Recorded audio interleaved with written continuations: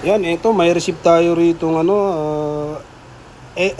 5290 Epson. Ayan. Receipt, check natin. Ganun ulit.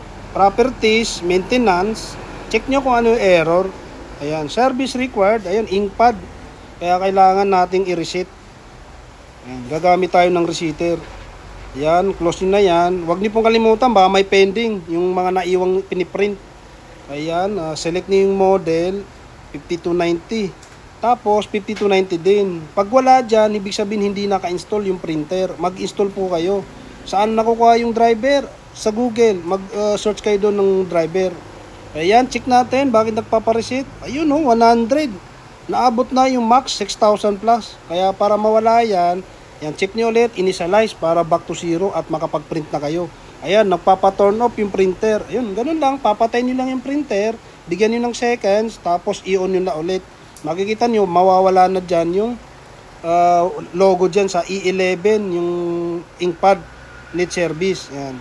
Pag off, yan, on nyo ulit. Yan, kaya makikita nyo, yan, ready to print na yan.